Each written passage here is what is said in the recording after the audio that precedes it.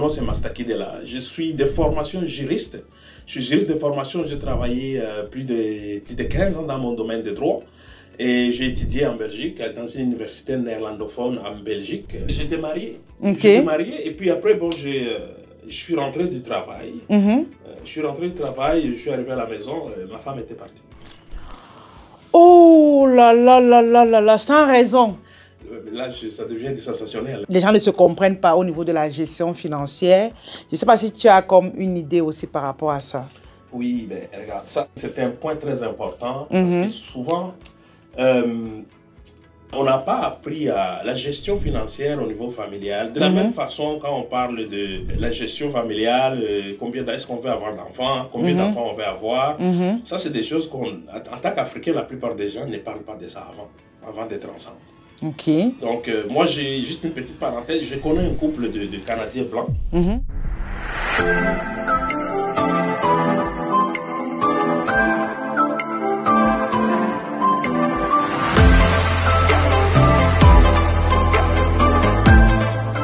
Bonjour Mastaki, bienvenue dans cette magnifique émission Leader Inspirant. Aujourd'hui, nous avons un invité de qualité, quelqu'un qu'on ne présente plus et qui réalise des grandes choses. Sinon, j'espère que vous allez bien. Abonnez-vous à la chaîne si vous êtes nouveau et partagez cette masterclass à ceux qui seront autour de vous. On va plus tarder, on va accueillir notre invité. Bonjour Monsieur Mastaki. Mais bonjour Anastasie, merci beaucoup pour l'invitation, c'est très apprécié, vraiment. Comment ça va? Je vais très bien, je vais très bien. Et toi-même? Oh, je vais très bien, merci. Écoute, si on est à Montréal, c'est l'hiver, mais bon, on est habitué. Ok. Ouais. Bon, déjà, aujourd'hui, on va parler vraiment d'un sujet très pertinent pour ceux qui aspirent à se lancer dans l'entrepreneuriat au Canada et même partout ailleurs. C'est un expert en comptabilité, un expert dans tout ce qui tourne autour des impôts, dans tout ce qui tourne autour de comment gagner beaucoup d'argent. Il va vraiment partager avec nous ses pépites.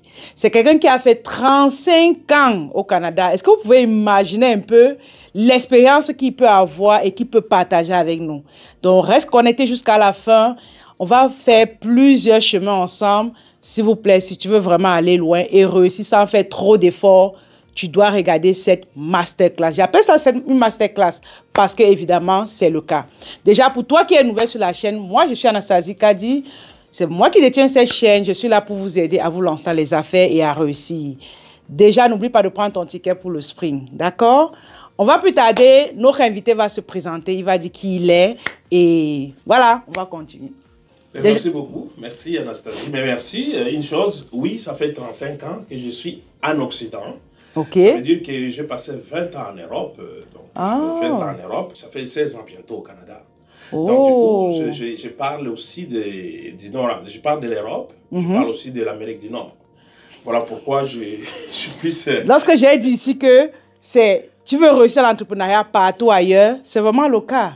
Waouh. Ouais, mais il faut comprendre que moi, vraiment, le goût ou la fibre entrepreneuriale chez moi, ça a été vraiment provoqué ou allumé vraiment quand je suis arrivé au Canada.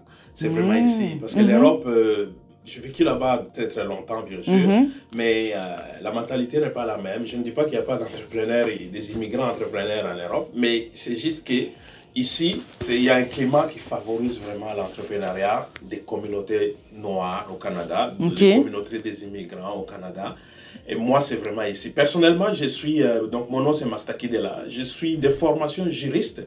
Je suis juriste de formation, j'ai travaillé plus de 15 ans dans mon domaine de droit. Et j'ai étudié en Belgique, dans une université néerlandophone en Belgique, l'université de Gand, qui est néerlandophone. J'ai fait mes études de droit là-bas. Quand je suis arrivé au Canada, j'ai repris mes études de droit. Comme la plupart des immigrants, quand tu arrives ici, ben, tu dois refaire tes études, des équivalences et tout ça. Là. Moi, j'ai fait tout ça. Je suis allé étudier encore à l'université de Montréal pour me remettre à niveau. Ok. Et par après, j'ai travaillé quand même environ 6 ans à l'aide juridique de Montréal.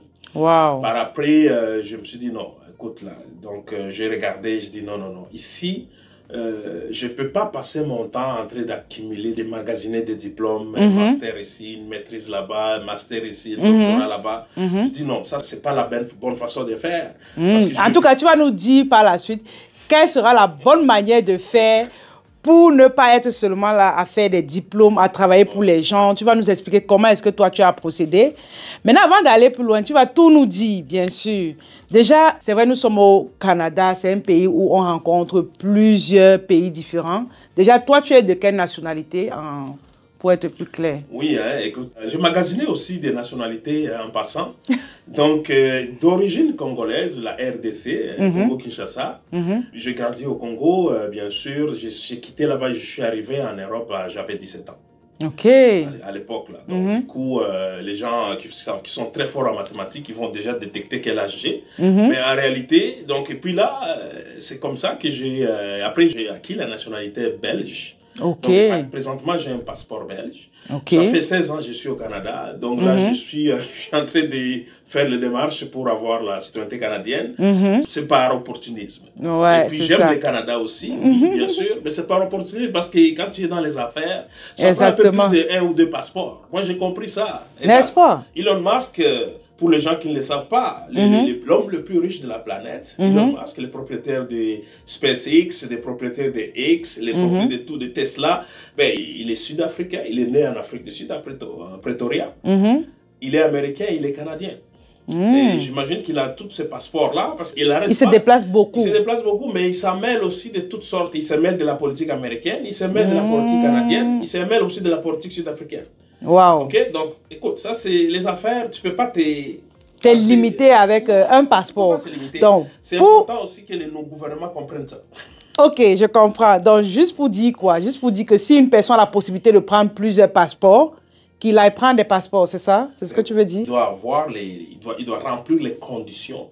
S'il remplit les conditions là où il se trouve pour être canadien, pour être je ne sais pas quelle autre nationalité, pour ceux qui sont au Canada par exemple, mais si vous avez 3 ou 4 ans ou plus ici au Canada, un séjour légal bien sûr, là je mets ma casquette de juriste là, il faut être légal, un séjour légal au Canada, mais bien sûr 3 ou 4 ans ou plus, mais ça peut vous donner déjà le droit de faire la demande de la citoyenneté canadienne.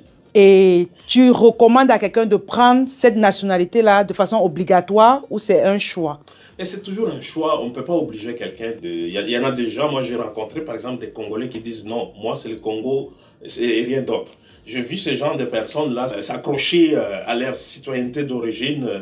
Bon, moi je dis, moi je trouve que c'est sa limite. Sa limite. Je connais un pays que je ne vais pas citer, dont le président il milite beaucoup pour son pays, pour son peuple.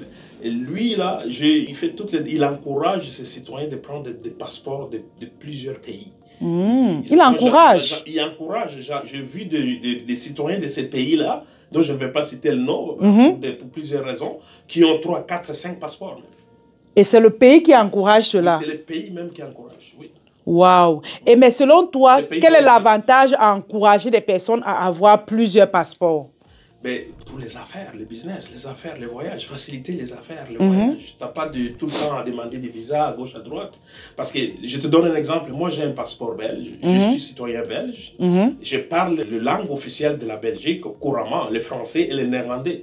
Je parle ça couramment. Donc je me sens un citoyen belge, même si je n'habite plus là-bas. Mais ça me donne, le passeport belge me donne l'avantage de circuler partout dans la frontière de Schengen. Tous les pays Schengen, je peux circuler avec mon passeport. Sans problème. Je vais aller en Norvège, je vais aller en Norvège. Je vais aller en Allemagne, je vais en Allemagne. Je vais aller en France et partout. Avec mon passeport, ça facilite les voyages comme ça. Je vais venir aux États-Unis, mais même pour aller aux États-Unis, la raison pour laquelle je n'ai pas pris les citoyennetés canadiennes encore, parce que quand j'allais aux États-Unis, avant la Covid, surtout, j'y allais presque toutes les 2 semaines, mais à la frontière, j'avais juste à faire un petit enregistrement et puis je paye $12 et puis je pouvais passer sans problème. À l'époque, ça passait sans problème. Même maintenant, c'est la même chose. Avec mon passeport européen, tu as le droit d'aller aux États-Unis avec juste ce qu'on appelle un programme ISTA. C'est ce que tu enregistres en ligne et puis quand tu arrives à la frontière, ils mettent juste un petit cachet et puis voilà, c'est tout. Ça, c'est avec ton passeport belge. Exactement.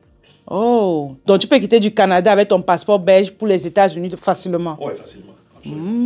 Wow. Et lorsque ton passeport belge expire, tu fais comment le renouvellement à l'ambassade? Je vais au consulat. Il y a un consulat général ici. Le consulat général de la Belgique qui est ici à Montréal. Je vais là-bas. Je vais renouveler mon passeport. Je suis allé chercher un autre passeport là-bas de 10 ans. Ok. Voilà. Wow. C'était vraiment une petite masterclass, ça ne fait que commencer les amis. Donc, attachez vos ceintures, partagez la vidéo autour de vous massivement et abonnez-vous également. La question qui va suivre en fait, Monsieur Mastaki, c'est de savoir, tu es arrivé au Canada, ça fait 16 ans. Comment ont été les débuts? Est-ce que c'était difficile?